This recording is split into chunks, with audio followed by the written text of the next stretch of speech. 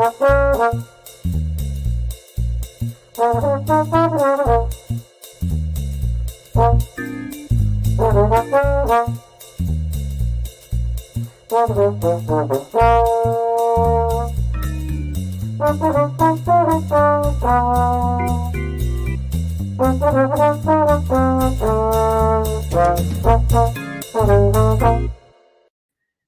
and welcome to Hey, we like your pod. And we're going to tell you why. Hi, it's Dawn here, and I'm joined as always by my trusted partner, Matt Pickett. And tonight, our very, very special guest, Tommy from Father and Son Packers podcast. And I see it's Packer podcast, not Packers, but I keep saying Packers. Sorry about that. Packers podcast. Tommy, it's so great to meet you. I can't wait to get our chat going tonight. How you doing? How was your week? What's going on in your world? I'm doing great. Thank you so much for having me. Father, son, Packers, father, son, Packer. It's all the same thing. We're not playing it too tight, over here on that side of this side of the coast, out here on the West Coast. Week's been going great. Excited to start the new year, 2024, new year, new me. Was able to see some family this past weekend. Did a lot of traveling, but nothing too strenuous. Everything went according to plan. But yeah, I've been doing good. How about y'all? Having a great week, settling back into work after some time off. It was nice to have the time with my family, and spending a lot of time playing with my kids and stuff like that.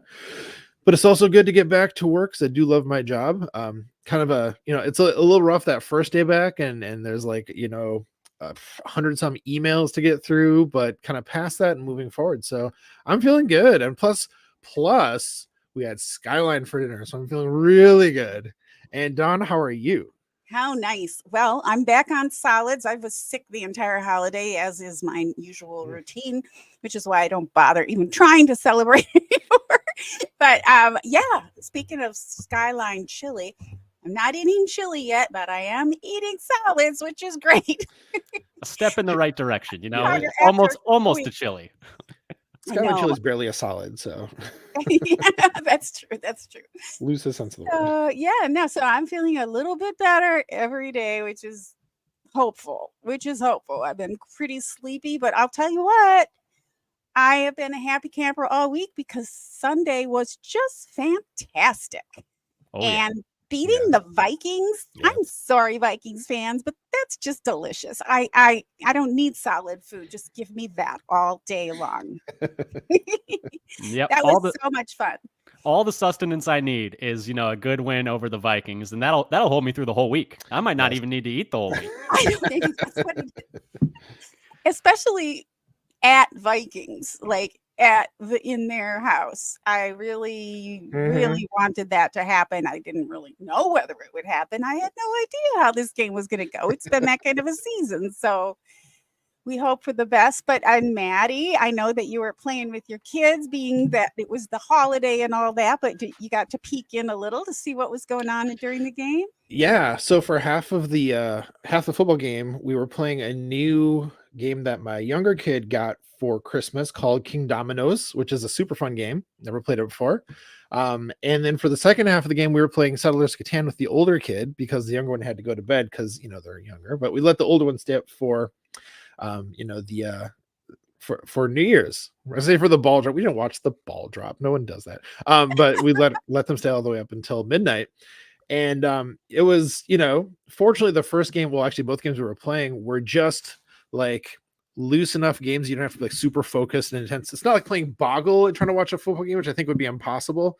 It's, slowly moving turn-based game. So it's kind of like I could be kind of watching it with the sound off and trying not to get too excited outwardly so that my family still thought I was totally engaged. I was mostly engaged. But this is the second time on a holiday where I half watched a game, and it was awesome because that also was how Thanksgiving went for me because I was cooking while the game was on. So I think that's the key, you guys. I need to half watch a game, and they have to be on holidays, and we'll always win. So that sounds like a recipe. Yep. I love it. Okay, so did your family know you were peeking or? Oh yeah, I mean my phone is right there on the table, so. Okay.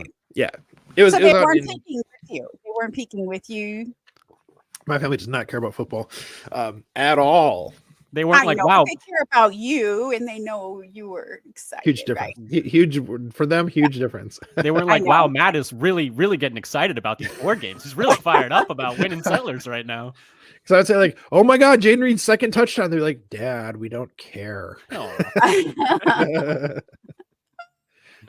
Oh, it was just delightful. What a Yeah. way to do it. I mean, just Yeah. mm, 33 so to well 10. And honestly, it wasn't even quite that close if we're Right. being realistic. I no, mean, it was. it's kind of shades of, last year a little bit in terms of, backup quarterback for the Vikings, Packers, although I think last year was in Lambeau and this year is in, in Minnesota, but kind of blowing them out second to last week of the year. And then very similar coming into week 18 in terms of going against a division rival with playoffs on the line.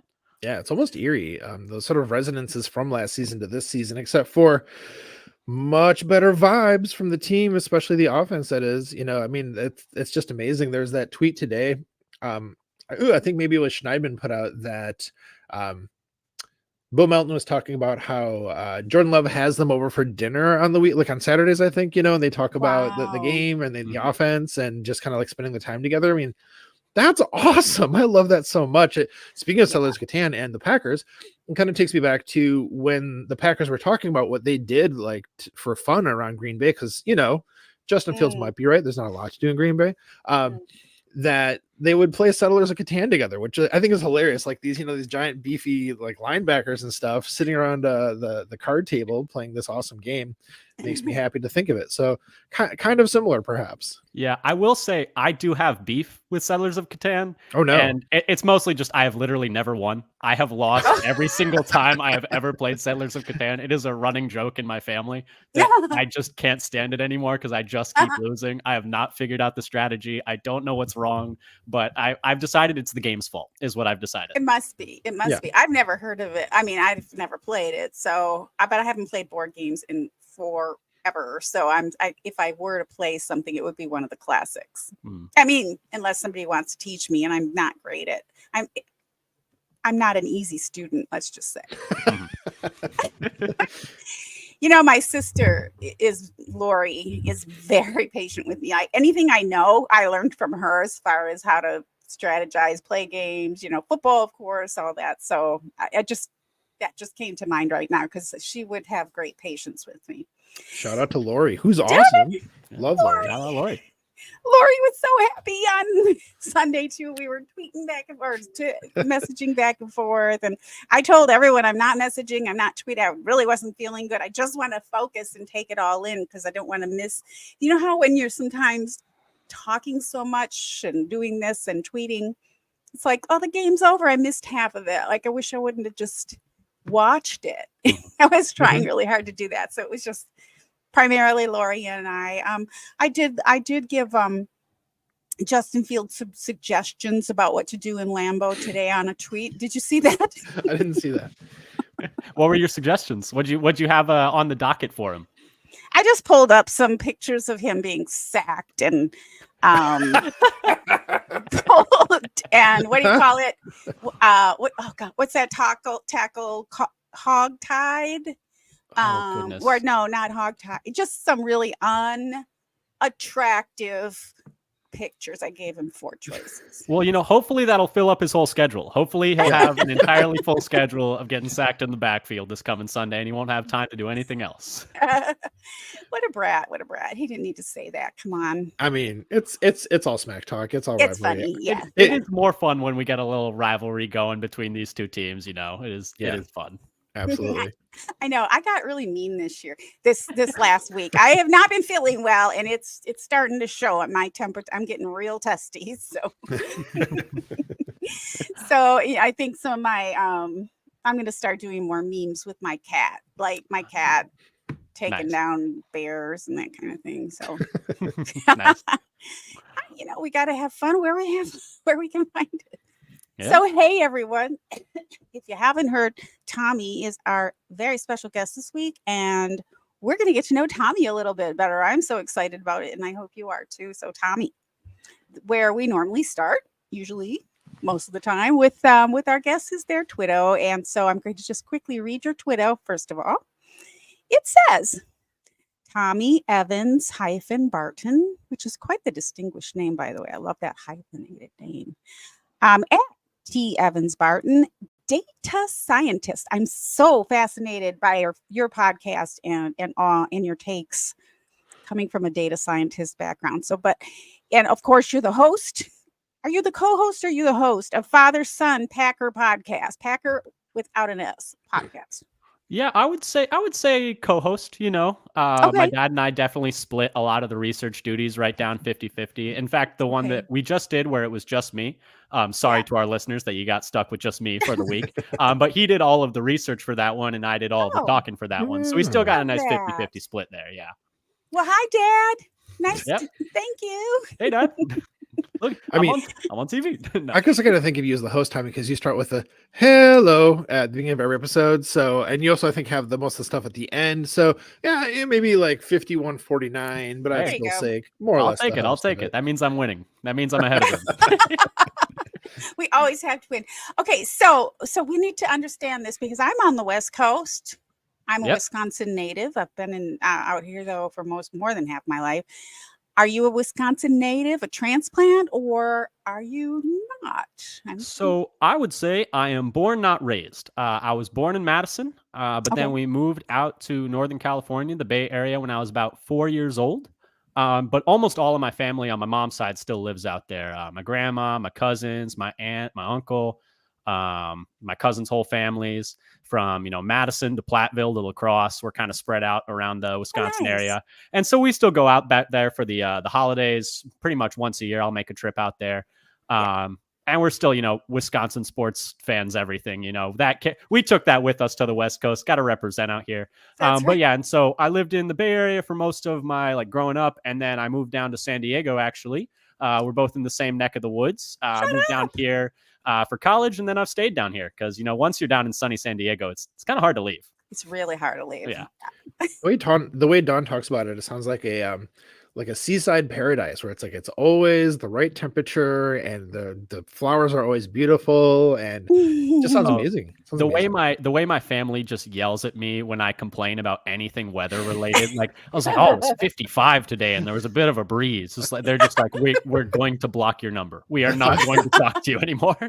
I try not to say anything. It's just they don't take it the right way, but we can get cold. I got a bit chilly today. I really got cold today. My windows are still open, but I was cold.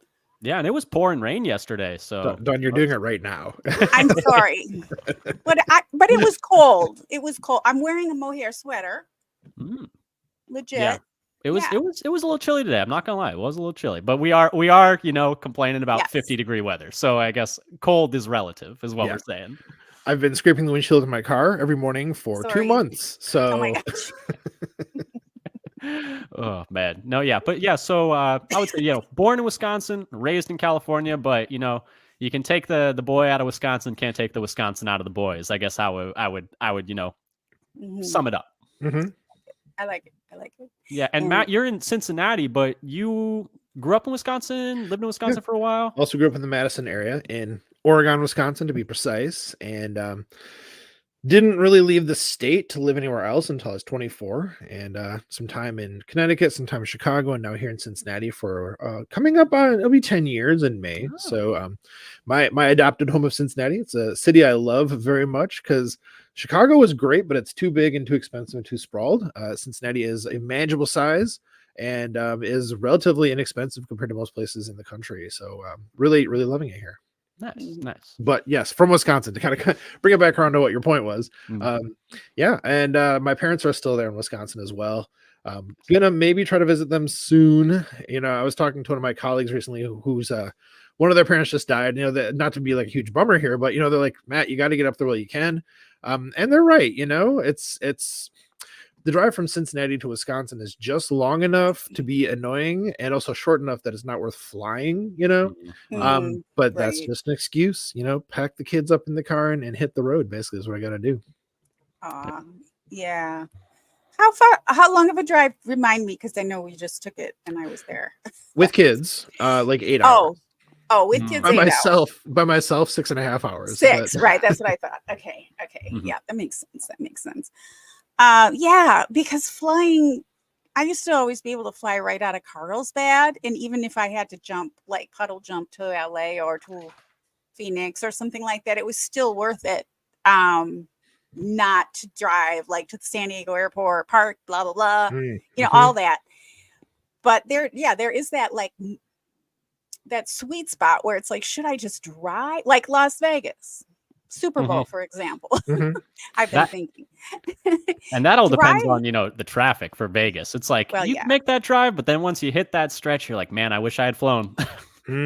True. Or just drive close enough, stop overnight, and then hit it. Yeah. If you can. Don, when you said jump, I was picturing the scene from the beginning of The Great Muppet Caper where they're throwing the Muppets out of the plane. Do you know what I'm talking about? If anyone's listening hasn't seen The Great Muppet Caper, I probably have, but I can picture it. It's outstanding.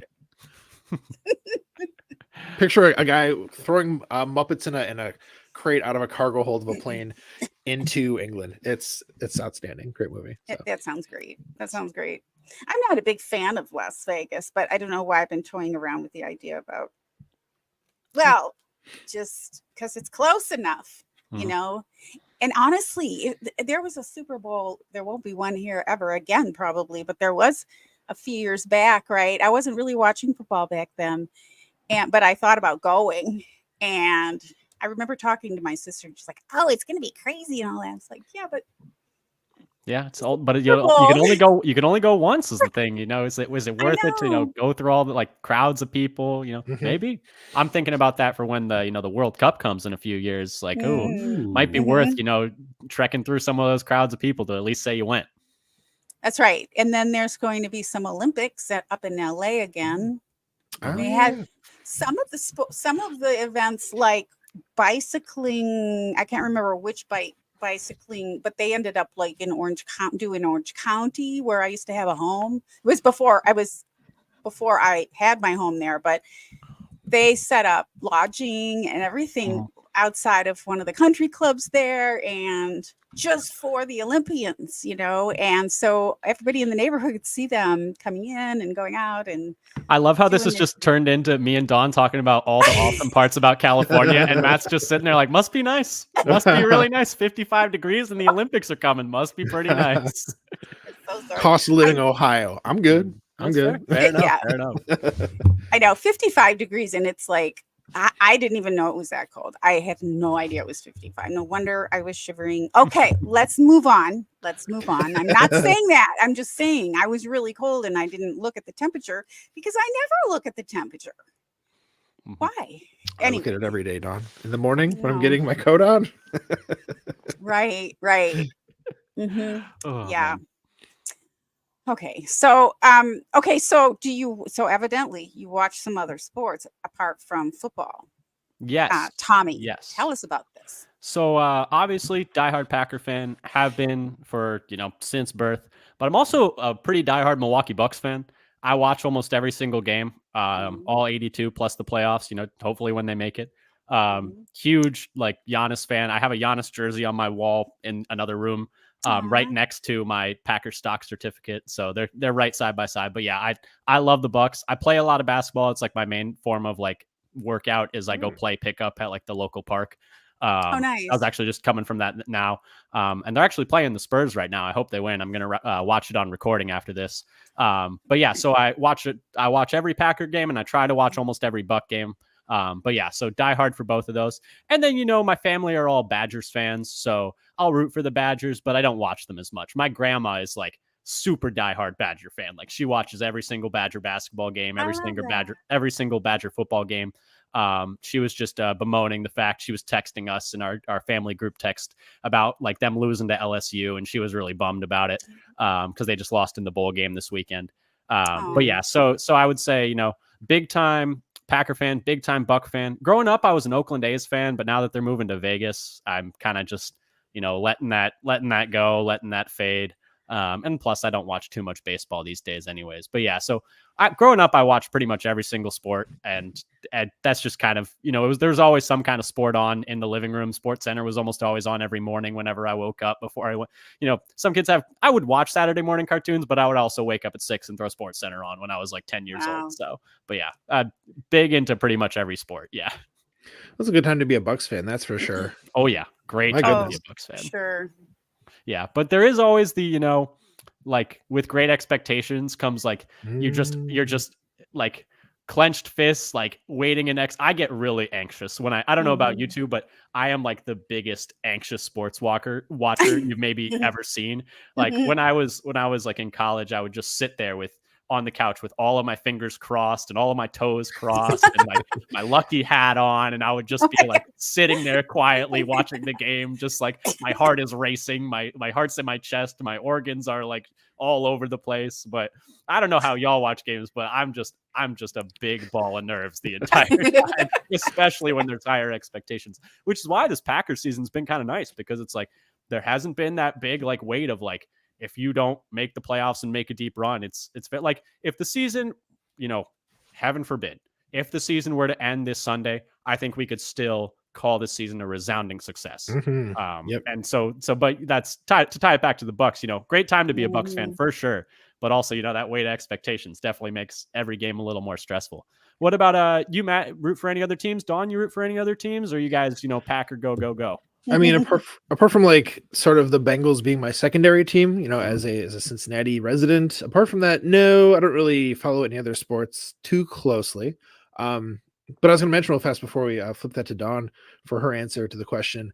Just that's the thing, Tommy, that we've talked a lot about in this podcast in this season, and that like it's just been much more enjoyable because there isn't that like that weight of like, oh, they screwed up this drive, they're going to lose the game, we're not going to get to the Super Bowl. Like every little thing, would cause such tension to watch it. So yeah, the feeling of watching the games this year is just like it's like really wonderful little presents when they win, and when they don't, you're like, oh, that stinks, but whatever. Because especially with the way how the whole team in general, the whole offense, I better say, has been trending up like constantly throughout the season, with like a little dip here and there, but like overall upward has been just so exciting. So yeah, totally get what you're saying about good time, but not a good time to be a Bucks fan for sure. But yeah, I was gonna say, and of course we say that now, but I just know I'm gonna be stressed anyways on Sunday. I could say all week, it's a win of a season, like anything that happens Sunday is just gravy. When it comes down to game time, I'm going to just be exactly as stressed as I've always been, I'm sure. I'm not sure. I mean, I don't know if stressed is the way to say it, but I do know that after the game, when I was thinking about it or answering somebody's message or tweeting or whatever, I could feel like so much excitement in my little stomach going up and down. I was just so happy. Partly I'm not feeling well, and so I was like, calm down. You don't need to throw up, Dawn. It's fine. But it was just like this incredible excitement, and my heart was like going like that, but it wasn't anxiety. It was just more like happy flutters or something like that. Yeah. I don't know. I think I'm a pretty calm watcher. Like Matt and I went to a game at Lambeau, and Don, you were not calm the whole time. You were buzzing the whole time and jumping and screaming and awesome. Well, no, but I mean, awesome. that was because they were telling us what to do. Like we were trying to be loud for the other side, and I don't normally get to do that. But as far as how I felt like when we were doing so badly, I was just sort of sitting there. I was just like, yeah. I wasn't. Was I? I mean, was I freaking out? And we would look at each other a couple times and be like, "What's happening?" No, that's a good point, Don. Because when I think of the game, I definitely don't think about the kind of like annoying slow parts where the team wasn't doing well, right? And just for those who are listening and don't know the backstory here, we saw the Saints game together, which, as you may remember, was a lot of bad football until the fourth quarter, where suddenly it was amazing. So the bad parts, especially the second and third quarters, Don, are just kind of like, okay, I mean, I hope they do something here. So yeah. But yeah, the fourth quarter is what I'm thinking of. We were both freaking out. So clearly, the two of you were doing something right, because we pulled out a win, a miraculous win, even. It worked. Oh, it worked. That was so amazing! What a fantastic game to go to. Like we really thought, But I wasn't mad or anything. I wasn't anxious about it. I was just like, oh well, we were here to support our team for the first game, for the home opener, and then they won. How cool is that? Nice. That's definitely a healthier way to fan, I would say. I'm trying to, in 2024, I'm trying to work my way to be fanning like you, Don. That's my goal for this season. I know I'm outwardly I probably look more anxious than I actually am. I really don't get that wild about too many things. When I do, though, you know it. Like you know it. So as far as other sports, well, my background is I didn't really like football at all until I did, and then I went bananas over it. And because I am from Wisconsin, when I decided to like football, it had, of course, to be the Packers. And I have a lot of Packers fan friends out here that aren't even from Wisconsin who are fanatics about Wisconsin sports and Packers. I did like basketball a lot, and I went to Packers game as a kid and when I was younger and when I was still there. And I just didn't like anything. I didn't like winter at all.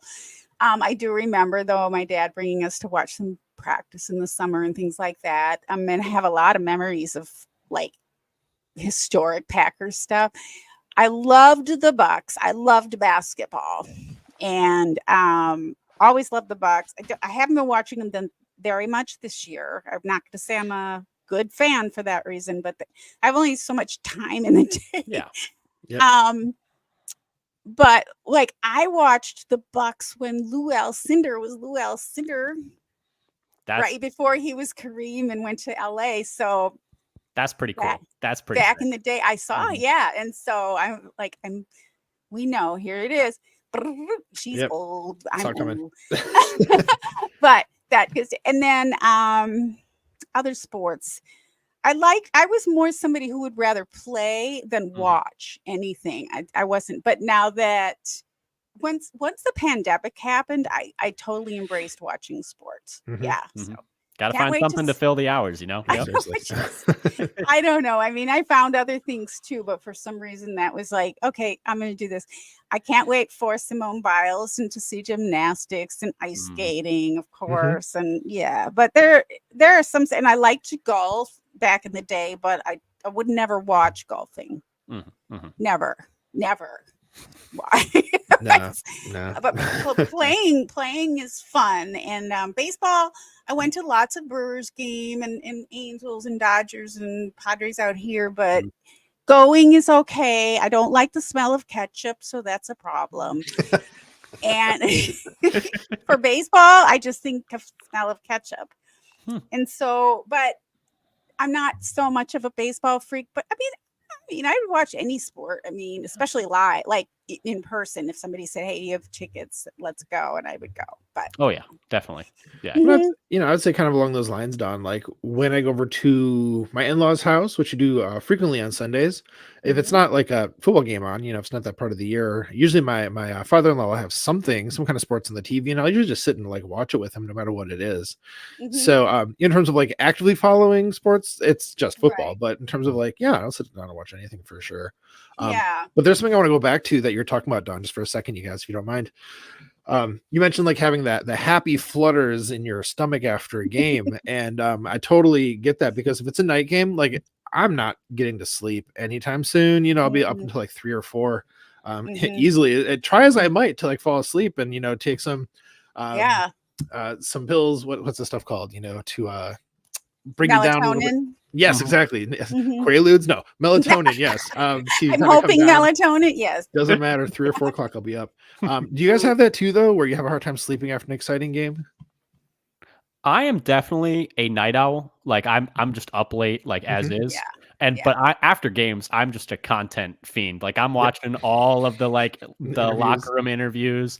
I'm watching all of the the pressers. I'm reading up on the summaries that we have so many great creators in the Packers content space, and it's hard to get to all of them, but I'm trying my best because there's so much great stuff to just Right. like dig into after games. And so that's usually I'm staying up late, just like you, Matt. Just all right, what's out there on Packers Wire right now? All right, what's Mhm. Cheesehead TV got out on YouTube? What's Pack-A-Day got out on YouTube? Like I'm just digging through all of it as fast as I can.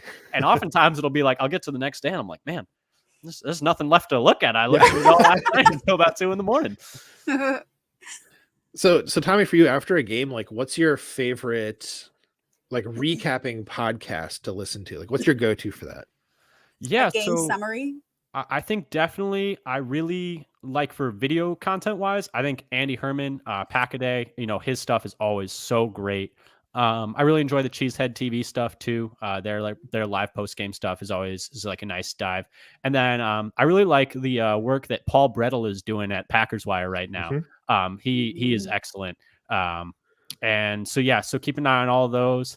Maggie Loney and Perry Goldstein over at Packs What She Said. Mm-hmm. Their stuff is great too. Theirs is usually like the next day though, I think, if I remember correctly. But so I'm listening to everything and anything, but immediately post game, I'm usually going through, the Pack-A-Day, the Cheesehead TV, and then seeing what Paul Brettel's written.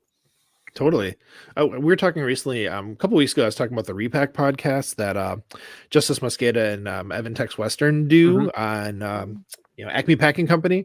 I found for me that's my favorite like post game podcast. It's not like right as soon as the game's over, like some of the things you're talking about, but like for the next day, that's the one that I'll make sure is downloaded so I can listen to it in the car, on the way to work and during lunch break and stuff like that. So I love that one. And then another one that I think is on the come up is Talk of the Tundra. That one you should go check out. They're some friends of mine as well. Jordan Tresky and Newmock. They do a really good job with, they have a nice, like right after like reaction type. And then they also do like pre-games as well. Their stuff's really good. I recommend checking it out. They're part of the Eurostep podcast network. I started listening to that network. They have a nice set of Bucks podcasts. And then, this Talk of the Tundra one is one of their more recent additions, but I think they've been going for like a year now, if I remember correctly. But yeah, they're great. I definitely recommend checking them out too. All right. Do they have like a Twitter presence at all? Yeah, I think it's at Talk of the Tundra, but don't quote me on that. Sorry. But yeah, if you check them on Twitter, they're good. They're Packers. Sorry, Tommy. It's at Packers GSPN. It looks like. Okay, at Packers GSPN. Sorry about that, but yeah, they're really good. Follow. Oh, very good, very good, very good. Yes, we'll put those in the show notes as well after the show. So I love that. So back to so growing up in Northern California. So you mentioned the Oakland A's left town, and of course the Raiders left Oakland. So Oakland, like, why did everybody leave Oakland? And was it hard to, how should I say hard? Was it annoying? What's the word? To grow up and live around the 49ers? Yes. Yes. That I wasn't entirely sure where you're going, but once you said annoying to live around the 49ers, I was like, absolutely. Yeah. Almost every single one of my friends growing up was a 49ers fan. And so there was that. And so I'm 25 going on 26. So I was in like late middle school, high school, when we were kept losing to Kaepernick over and over and over again. And so every single winter, I would just be going to school on Monday, knowing that I was going to be having a terrible week to 2 weeks. And I'm just like, I don't want to talk about it. Cause all of my friends were super into football too. And so I would just get to school and they would just be looking at me from across the room as class was starting. I was like, I don't want to talk to these guys right now at all. Like they were waiting. And it was horrible. And then when I got to college, there was the horrible Raheem Mostert game. And then the next, what was it? I guess it was 2 years later, when they lost in the divisional round on the blocked punt. I was actually watching that with one of my friends who's a Niners fan. And it has been a real struggle. I'm not going to lie. It's been really tough. Toughest burdens and all of that, the strongest soldiers, toughest burdens. But no, I'm kidding. Obviously, it's just sports at the end of the day, but definitely was tough, growing up in Niner Central in the Bay Area and just having to have all of my friends rip into me just every single time that we would lose to them in the playoffs. It was tough. That sounds awful. I mean, like when I was living in Chicago for 6 years, There was no problem, man. You know, Easy where my peasy. Packers are from, people are not going to say anything to you about it. And living in Cincinnati, like it's not like there's a Packers Bengals rivalry, so like it doesn't really matter. But I mentioned that I had Skyline for dinner. It's because we went to the zoo to see like the last gasp of the zoo lights tonight, and I noticed there's like 7 different people I counted with like Packers winter hats on. Yes, folks, winter Nice. hats because it's cold here, and. Well, we wear them too. We just I wear don't them in need 50-degree weather for sure. That's insane. So, seeing all those people, it was a good reminder that, like, yeah, there's Packers fans everywhere. So, where I'm going with this, Tommy, is do you see like a lot of Packers fan presence where you live? Do you see a lot of that kind of like people wearing gear around, or? Here he's in Southern California now, but up there too, right? Both.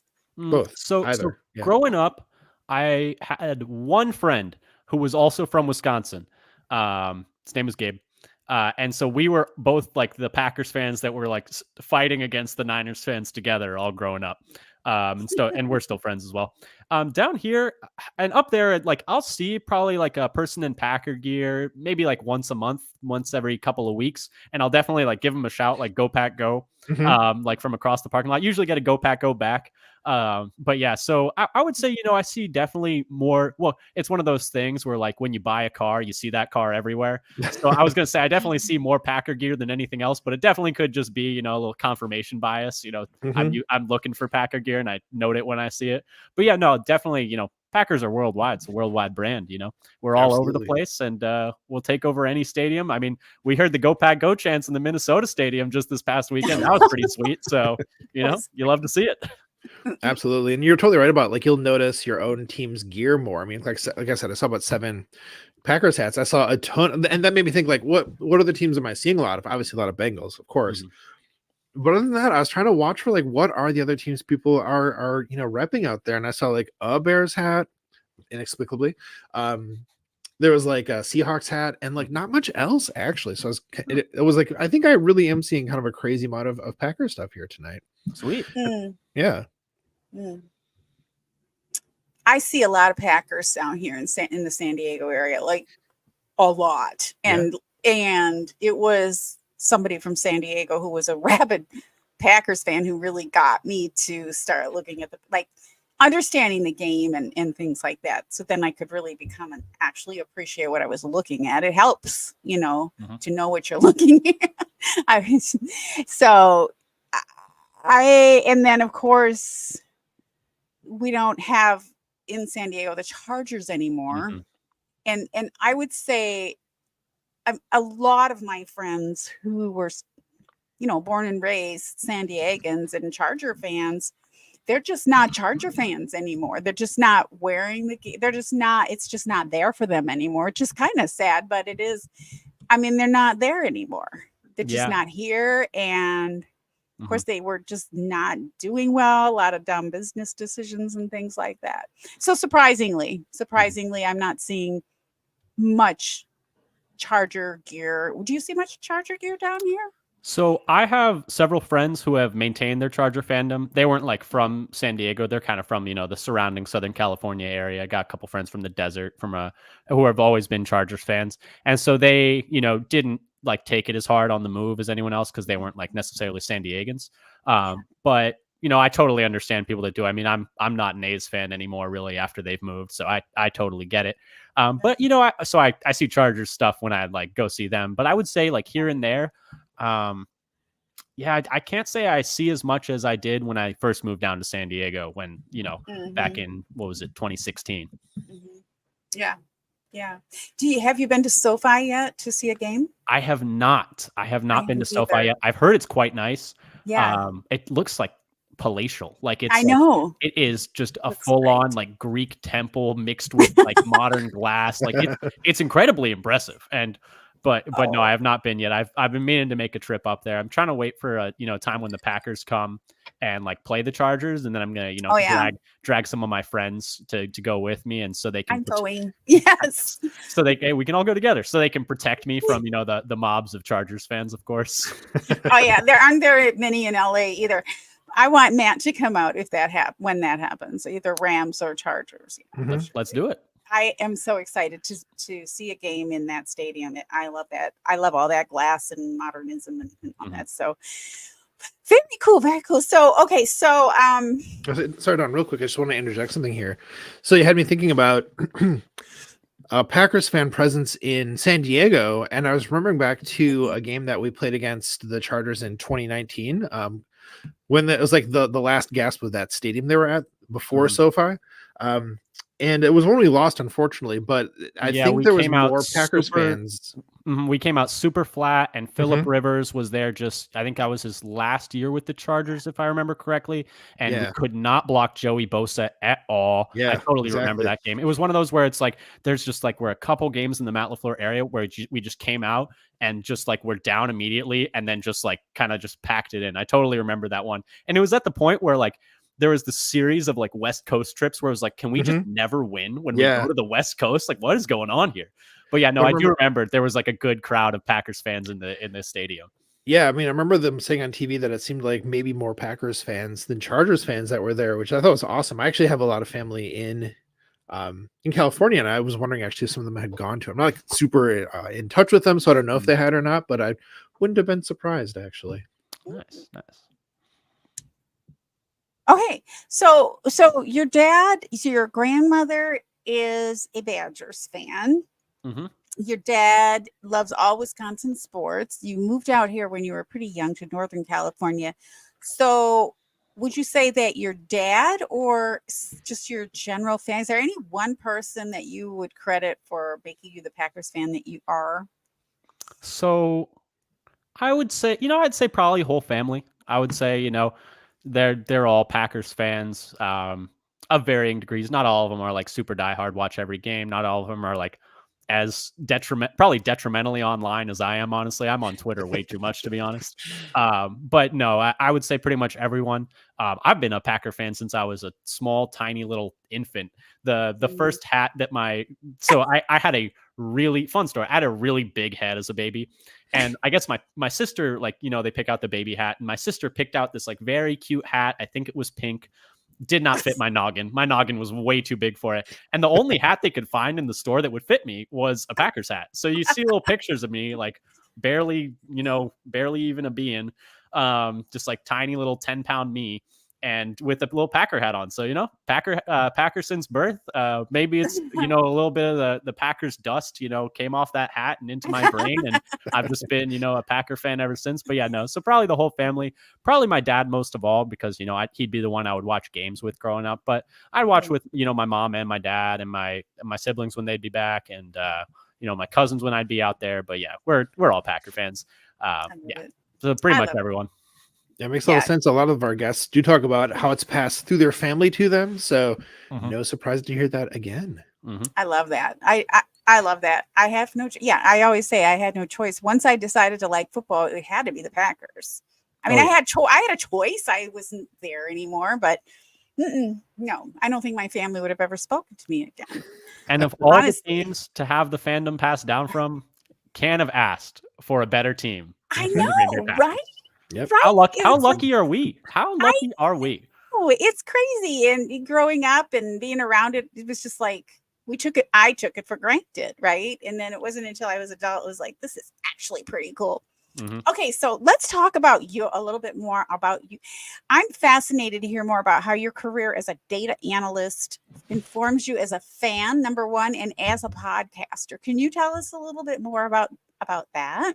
Yeah, so, I always loved math growing up. I always loved stats and stuff like that.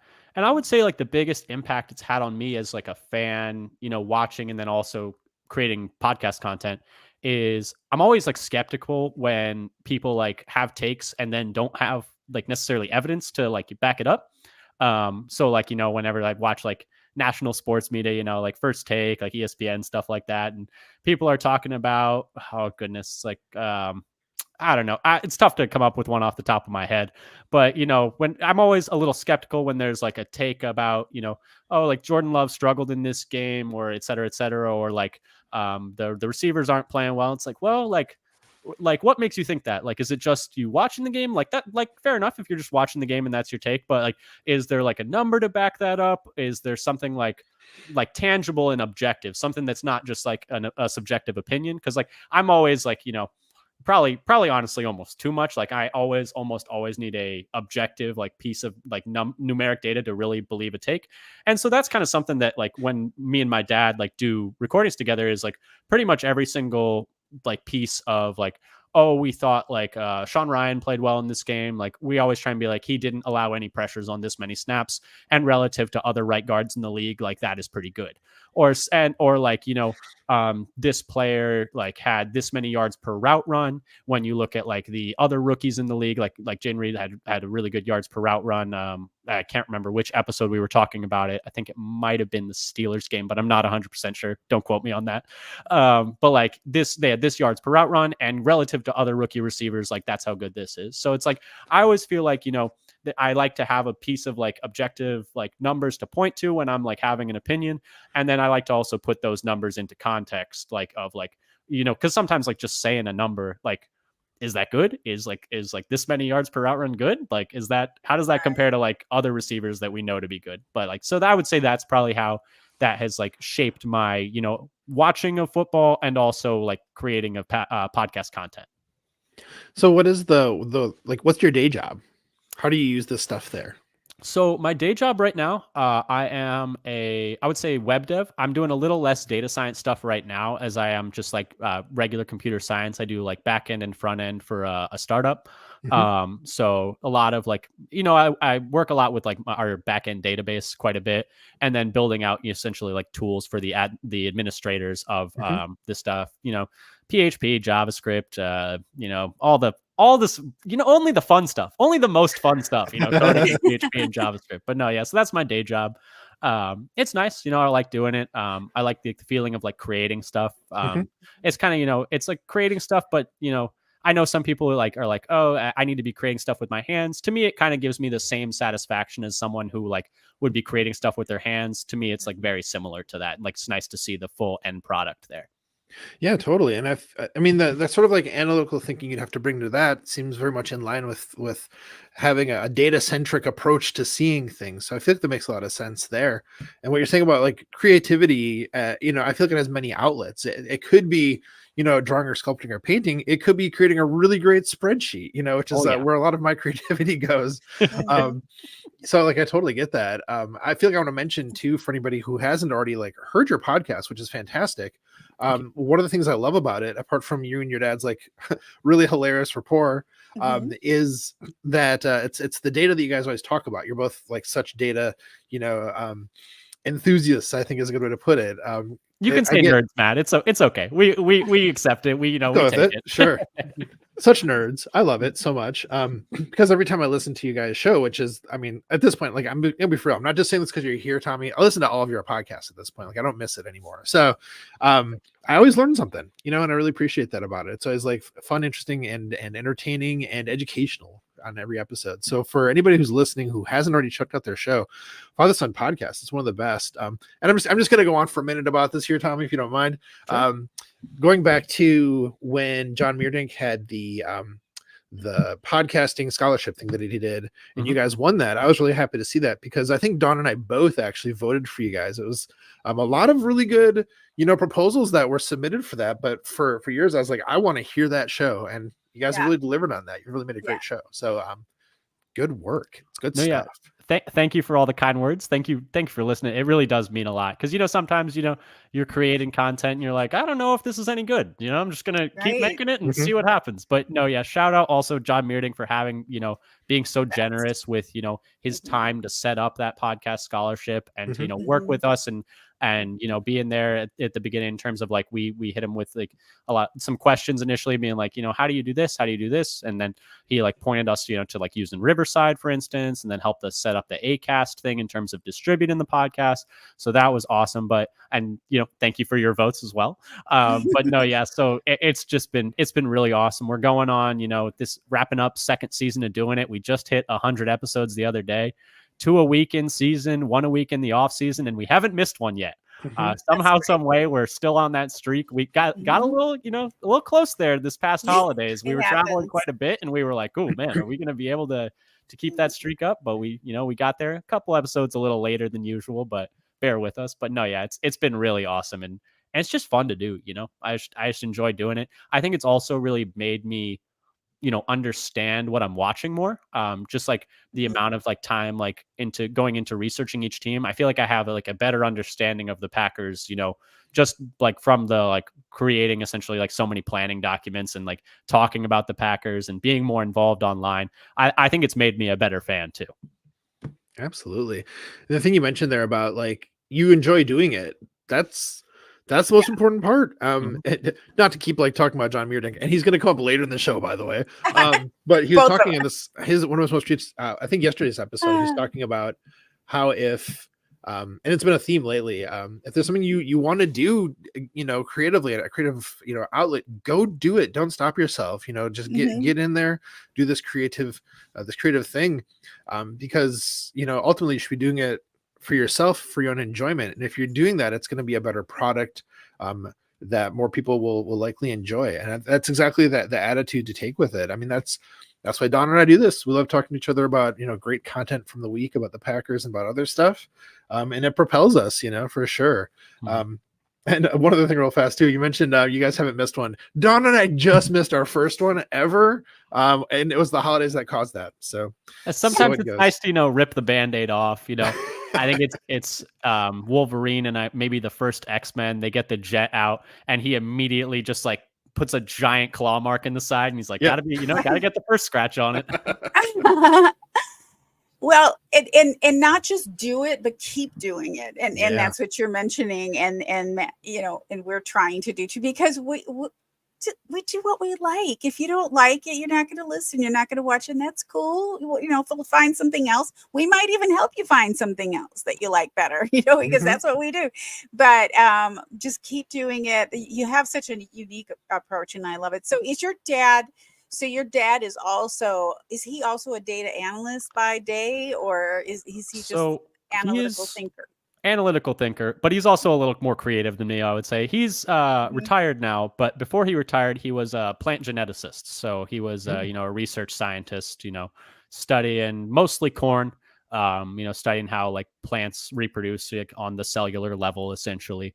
He'll go on and on about it. There were many different, dinner table conversations about, like cross pollinations and phenotypes and et cetera, et cetera, et cetera, stuff that'll like put like an 11-year-old like to sleep and like begging to leave the dinner table. But no, yeah, he's definitely also on that analytical side.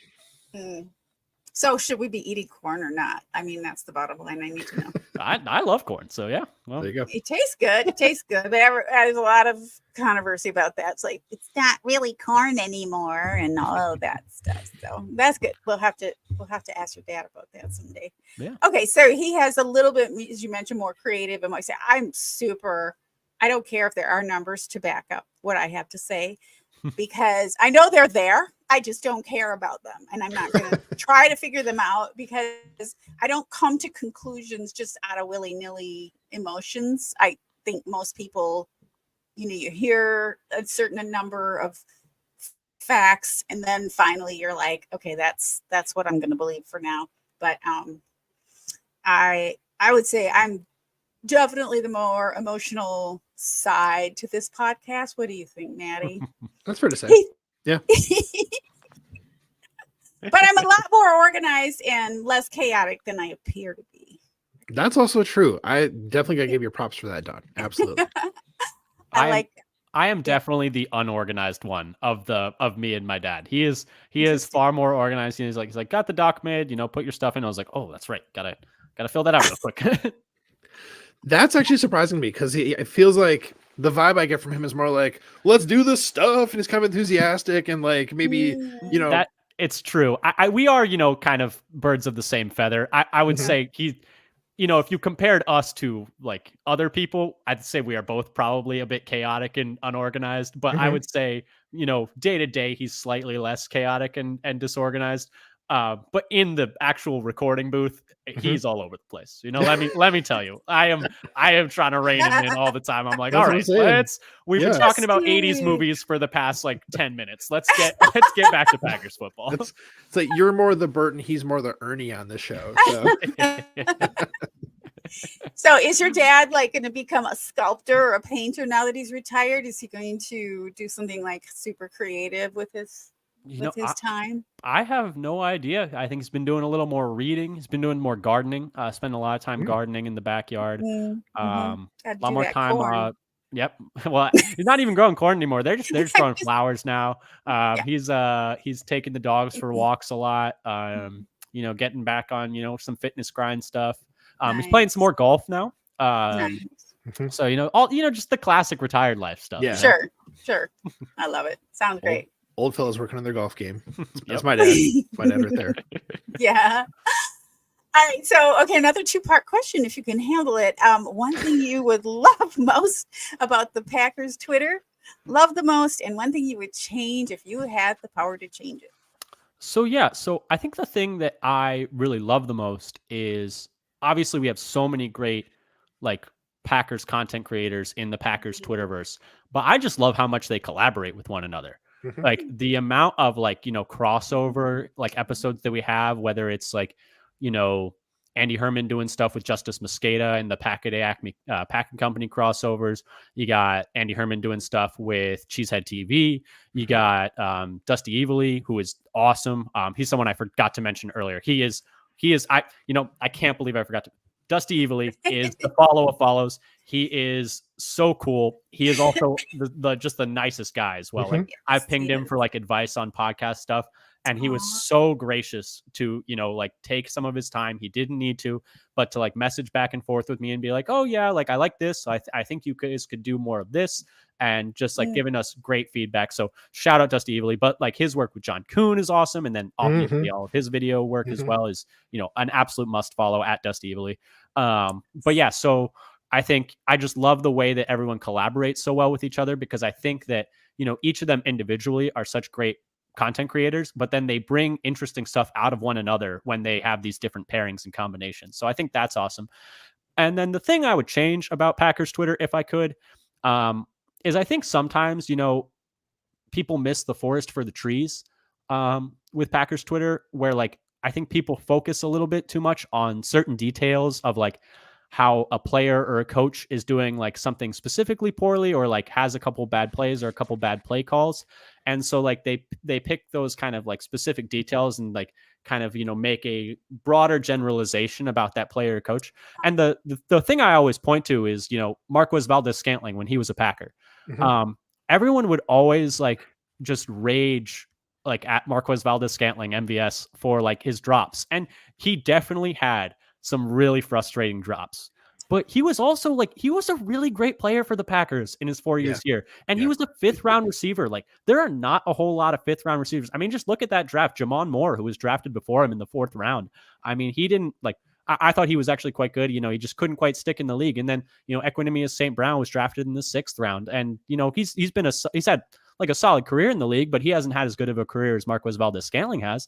And so it's something where it's like, I think people focus, a lot on like the drops for him. And so, just to like tack on a little bit of data here, just because that's what we do over on the Father Son Packers podcast. So from 2019 to 2021, so essentially not MVS's rookie year, the 3 years after that, MVS played in at least half of the snaps, so 50% of the snaps of a game 33 times, and then failed to do so 16 times. So either games like, left early, didn't end up playing a lot, didn't end up playing at all. And, in those 33 games, the Packers on offense were better in all of these things. And this data is per Pro Football Reference and then also NFL Fast R. Shout out both of them. But they were better in all of those games that he played, and compared to the ones that he didn't, in EPA per play, EPA per dropback, success rate, dropback success rate, explosive play rate. They averaging, I went by median because it was a bit of a smaller sample size, but they had almost a full more explosive play like per game than when he didn't play. I mean, he was a really valuable player for the Packers. And I think, the tree in this instance is, he had some really bad drops. And yes, those were like super frustrating. But on the whole, I mean, he was a really valuable piece to the Packers offense. The Packers offense was always better when he was that deep threat and he was able to, stretch the safeties deep and allow the Packers to like make some more completions underneath. It felt like everything always got more condensed when he didn't play.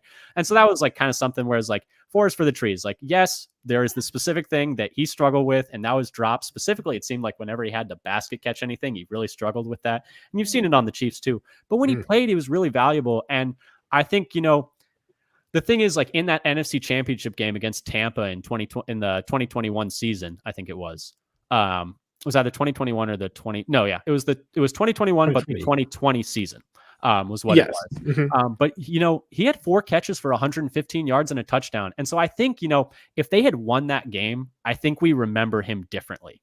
I think we remember him far more fondly because that was such a huge performance. And he was like, honestly, he really showed up in that game, like a couple of huge catches.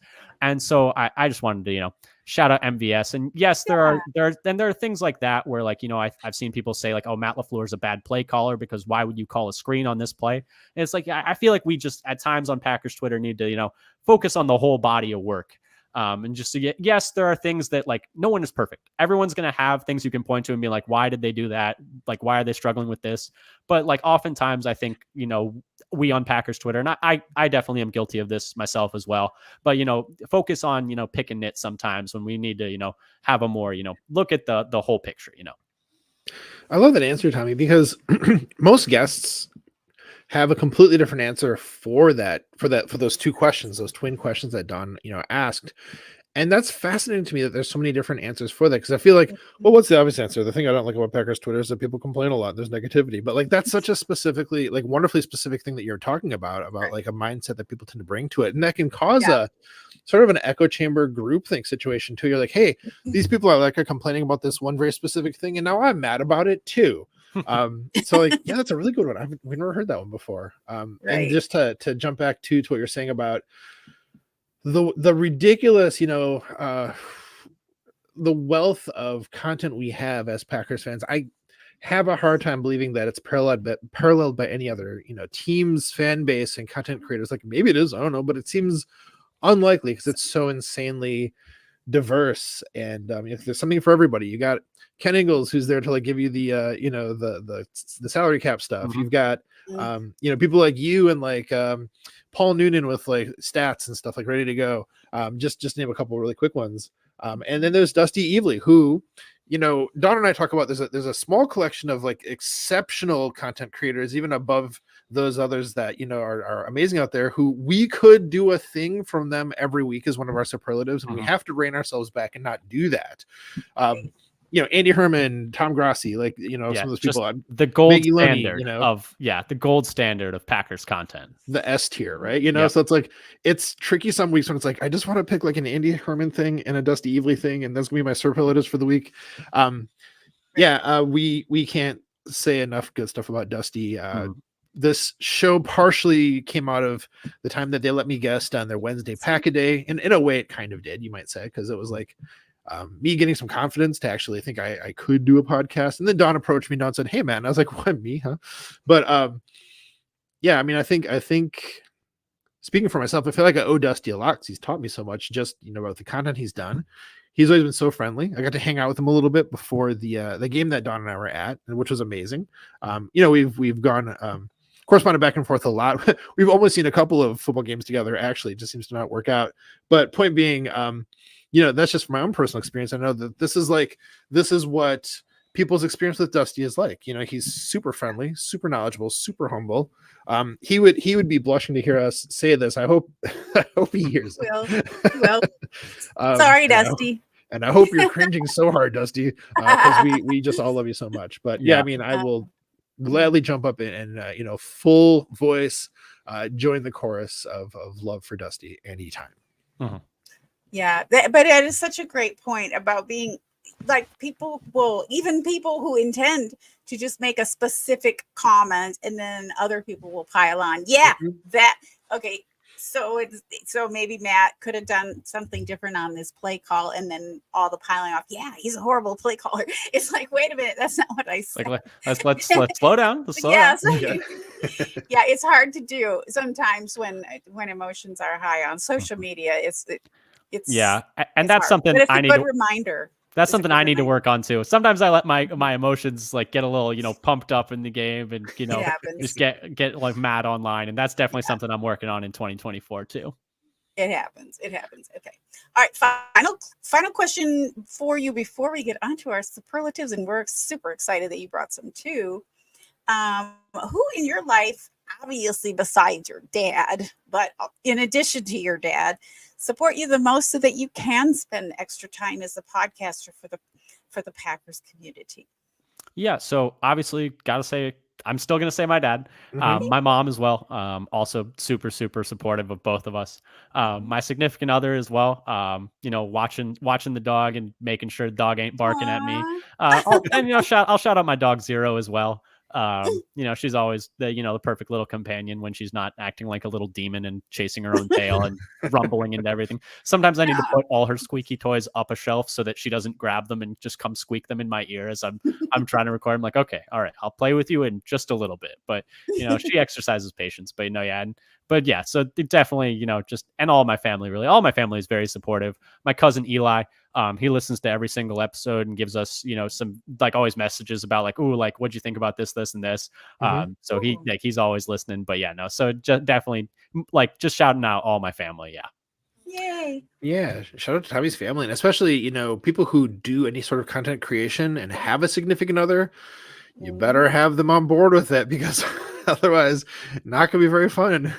Yeah. Oh, and also, my cousin Johnny also, listening to everything, my brother and my sister, my brother Alex, my sister Sarah. The thing is, I just got to keep listing people because, Mhm. my grandma Abigail, my grandma Lois, I just got to Oh, keep yeah. going and going and going. Or I can't leave anyone out. It's like the Oscars. They're going to have to No, play me off. it's the Stage, Oscars. get me with a hook, That's okay. That's okay. But that's why we asked the question, because we want you to have the chance to shout them out. But we also want to say thank you to them for what they Mhm. do to help you do what you do for our community.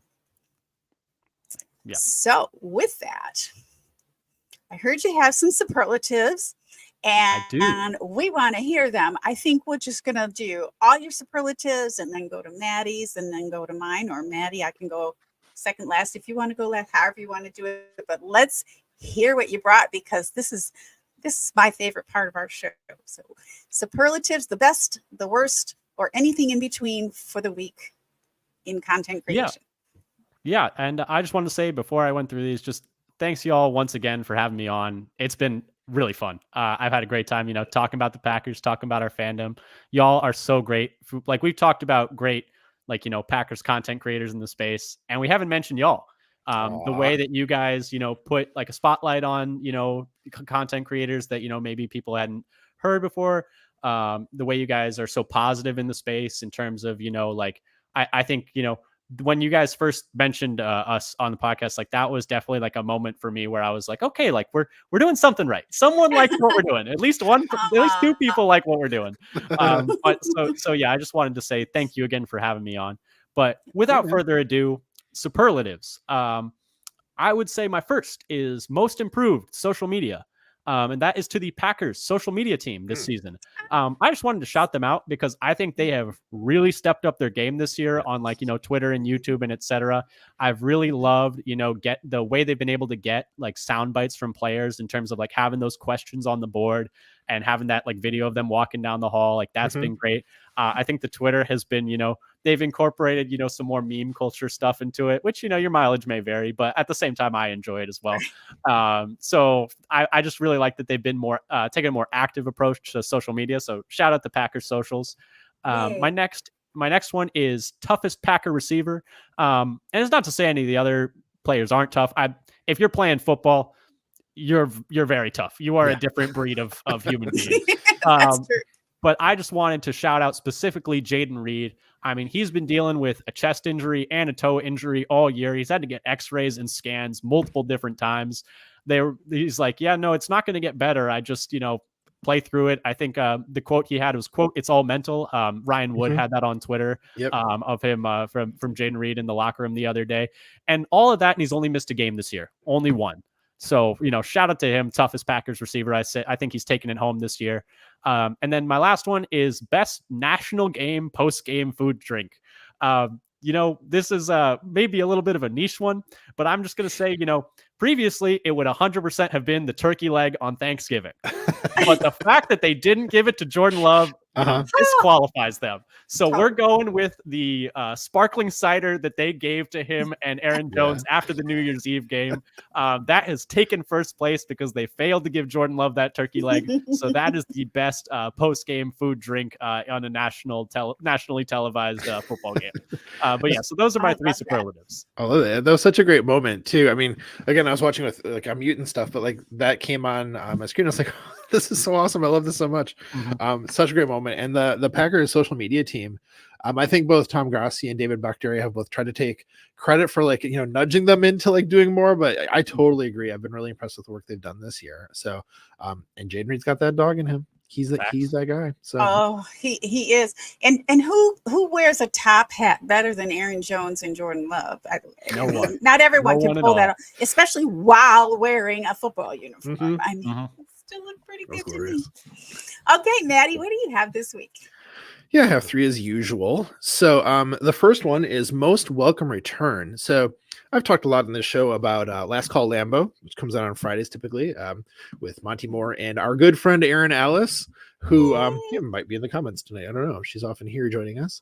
And of course, Sam, also known as Sandwich on Twitter, used to be one of the three co-hosts on it, but then left for this season to go spend time doing other stuff. But they did have Sam back on in the last week's show, and it was so great. It was so great to have that chemistry back together again. And Sam's hilarious. Like every time she's on the show, there's always like 3 or 4 different things I have to clip because she's so outrageous and says things like well, outrageous thing is the best word. It's wonderful. So most welcome return to Sam. That was incredible.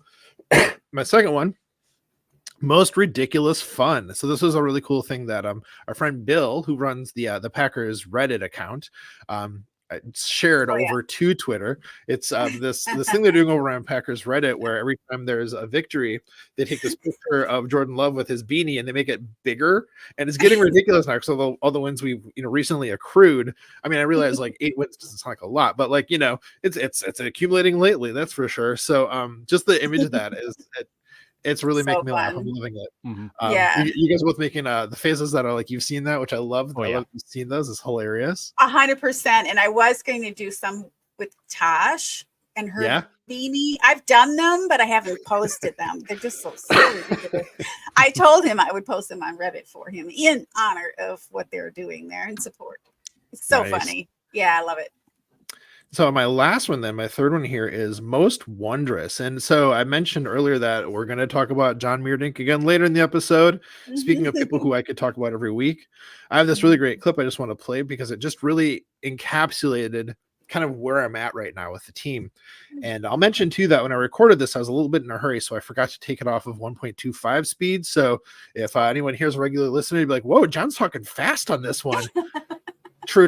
I forgot to just bump it back here. So just a 30-second clip for us here, guys. Here we go.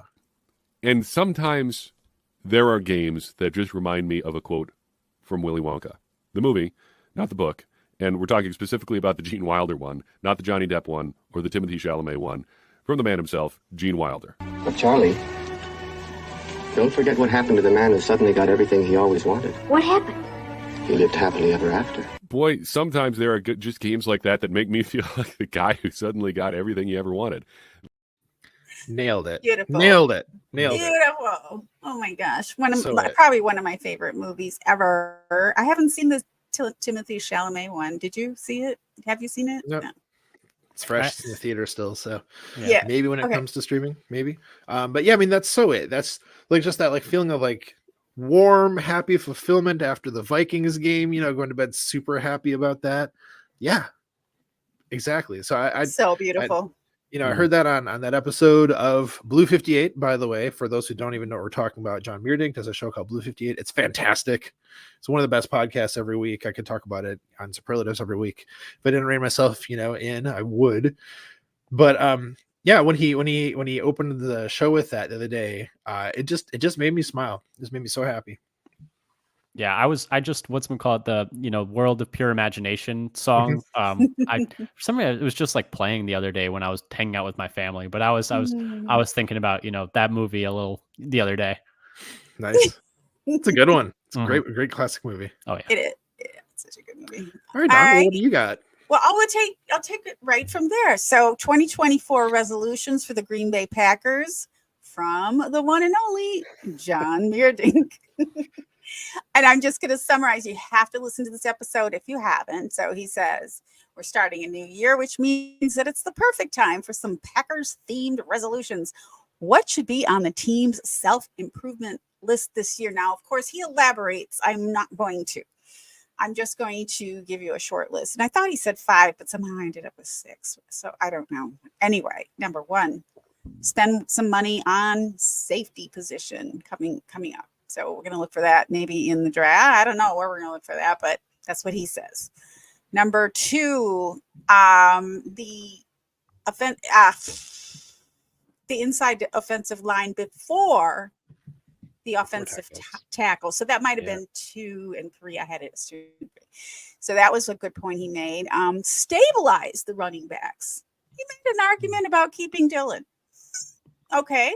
To stabilize, he made an argument of his usefulness, and I'm not anti-Dillon by any means, but he's been doing better in the last few games, but I think we had expectation. If I had any expectations, it was Dillon for the last couple of years. Like, he just seemed to be that guy that was going to just really compliment Aaron Jones, and he just doesn't seem to get the kind of yardage that Jones gets. And with his size, I have a hard time with my little brain understanding why that's not happening. But anyway, he's saying, hey, it can happen, and we need to just stabilize the running back core. And then number 5 or maybe 4, I'm not sure. Add to the wide receiver and tight ends to continue to add talent. Definitely agree with that, especially tight ends. I mean, I'm loving our wide receiver pool right now, although we probably need more because of all the injuries. They're prone to injuries, right? Yeah. So that makes sense. Merging always makes sense. And then the last one was add size to the offensive line, which can always be helpful. And he didn't also mentioned, and this is to uniwatch.com, which I don't know that we've talked about much on our show, and I kind of feel bad about it because it's something we do. I read once, once a month, probably at least. So that's kind of religious to me. But there was an important news bit about UniWatch, and about 5 months, one of the leaders there is going to be moving on to something else, but still creating content. So that's kind of enticing. So check out that most recent Power Suite episode for all of the reasons we've just mentioned. Boy, this was a John, and none of us collaborated. We did not all know that we were going to mention John Meerdink. It just happened. So there it is. And then also Sam. I didn't know you were going to mention Sam. Yeah, when I looked at the show doc, I was like, oh, Dawn already took one of the ones I was going to do. I have to do a different Sam one instead. Oh my gosh. Most spiteful goes to Sandwich. We love her so much. She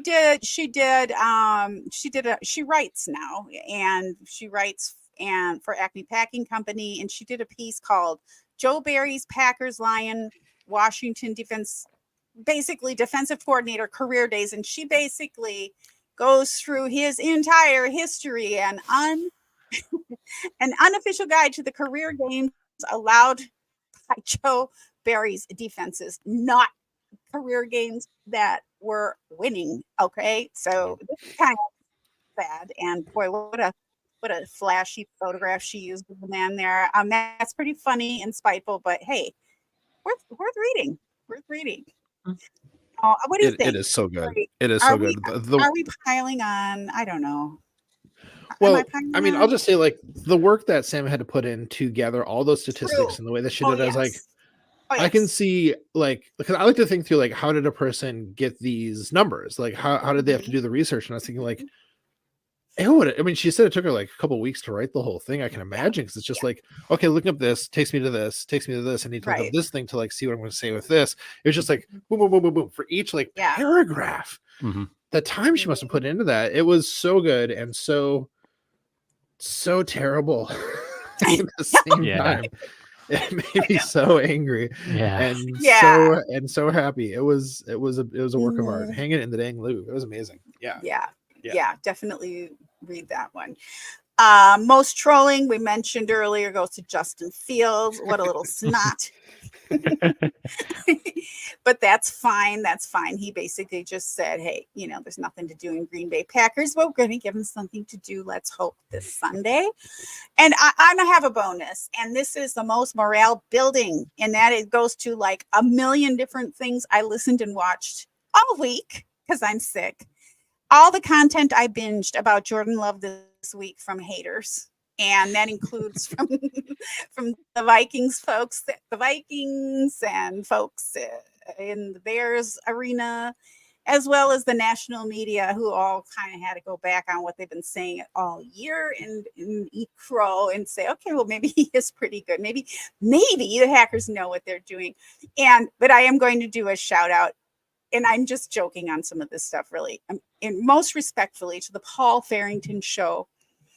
Specifically the show This Can't Be Happening. I hate this. Jordan Love is a top 10 quarterback in the NFL. And this is the Paul Farrington show is a Vikings fan. And Jeff Diamond's Purple Report, and he's a former GM of the Vikings, and his Purple Report on how the Minnesota Vikings were routed by the Packers at home. Gotta love it. Gotta love it. And I'm not going to lie, I ruffled in all kinds of national covers that I wouldn't even bother with normally. Good Morning Football, Undisputed, and Cowherd, because I know it's not going to last. So I just had to take it off while it was there. Just a little Schadenfreude. Just a little bit. Just a tiny bit of Schadenfreude. I had to. So for all of you, we're listening. We're taking notes. And yeah, you're welcome. Thank you. Next. That's it. Oh, So any final thoughts before we go? Did you do any of that little hate watching type of stuff this week? I don't normally hate watch anything, seriously. And I was thinking I was going to hate watch, but I was actually not hating them. By the time I listened to, most people were pretty respectful. Not, but I just do love how people are like, oh my God, the Packers did it again. They have another quarterback. I wouldn't say I hate watch, but I definitely do. Times it's nice to get like the other teams like perspective on like right what like how the Packers maybe like matched up. So definitely interesting, Mm-hmm. but also it can definitely be funny at times to see other Mm-hmm. teams rage a little Mm-hmm. bit at when the when the Packers beat them. It's just a little healthy amount of Schadenfreude, which is a tiny bit, But no, I'll watch a little bit, of the other team sometimes.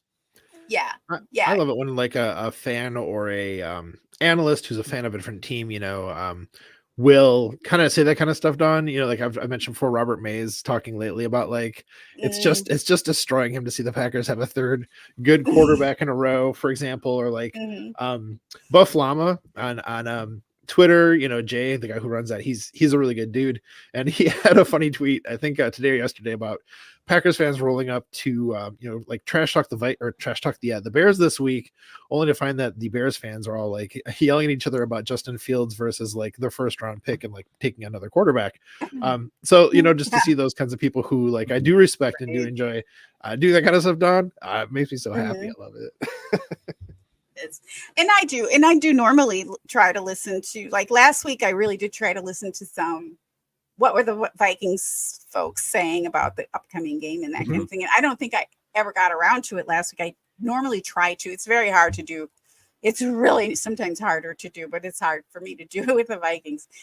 So I was actually trying to do that with the Bears this week, and then I ended up finding all this other stuff. And it's like, oh, this is just great. So I'm sorry. It was a little bit of a gift that I didn't expect. So, I definitely enjoyed like the national podcasts and media too. Like, especially when they're like, all right, Packers might be decent. But like you said, Matt, Robert Mays is like, he's great for national. I really like Ben Solak and Sheil Kapati of The Ringer. They do a great job. And then, but yeah, no, definitely, it's good to, hear from outside of the Packer sphere sometimes. We get a little echo chambery sometimes, so it's good to get some outside opinions too. Yeah, and to hear Sheil being in hell about us having a good team again, it's so good. He's much Poor more Daryl. emotional, say, than Robert Mays is when he talks about that stuff. But Yeah. but yeah, those are all brilliant football minds, great podcasters, great content creators. Mhm. Absolutely. Mhm. Absolutely. So yeah, Well- Tommy, any last thoughts before we sign off here? No, just thank you again so much. Sorry if I am the one that gets off the rails, seeing as I've dragged out a little. I know I went off of our script more than maybe you guys were Please. prepared for. I guess That's how it I goes. can't Yeah. keep blaming my Perfect. dad for going off the rails. He's gonna love to hear that. But yes, thank you again so much for having me on. It's been a blast. Yeah, it's been great. Go Pack, go. Yeah, Tommy, Yeah. this is awesome getting a chance to talk to you. Like I mentioned, I've really been enjoying you and your dad's podcast. It's been fantastic. So to get to know you better has been an absolute delight. And the day we have a guest on in our episodes, like 40 minutes, is a day that Don and I have failed because we're just trying to talk about stuff. No rails needed. Basically, it's No it's like herding rails. cats, and that's beautiful. So. That's right. Yes, thank you again, Tommy, for joining us. It's just been a delight, and so glad you didn't follow any rails, because that would just be boring. That's right. Fair. All right, Maddie, let's bring her home. All right. Well, folks, make sure to follow Tommy on Twitter and also his podcast. You can find Tommy on Twitter at Evans-Barton, all one word there, of course. And the podcast is at Father Son Packer. Check out their stuff. Their Twitter account for the podcast is great. A lot of great retweets and stuff like that. And their website, not their website, sorry, their podcast itself. Be listening. It's a really good one, folks. Thanks again, Tommy. Really appreciate you joining us here today. And friends, of course, you'll find links in our show description for everyone we mentioned, so please check it out. Also, we'd love to have a chance to interview you and shout you out if you're a subscriber and a football fan. If you'd like to nominate someone to be a guest on our podcast, please let us know. Our DMs are open on all the social platforms. And folks, when you subscribe to our podcast, you help us to keep spreading the love in our community. And the best way to help this podcast grow is by sharing it with your friends and family. Yes, Maddie, that's right, because we love you. We're so glad to know you, to be fans of you, and have the luxury of being fans of the most storied team in the NFL, who apparently knows how to build a quarterback. Mm-hmm. We appreciate your support, your subscriptions, and sharing our pod, and we look forward to seeing you next week on Hey, we like your pod.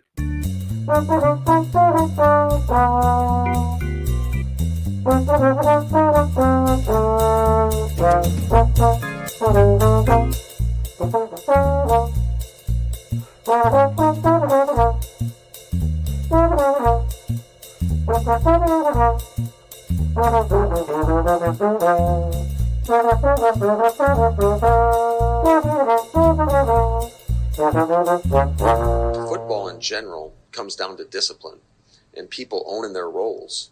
And when you aren't disciplined or you go outside the scheme, bad stuff happens.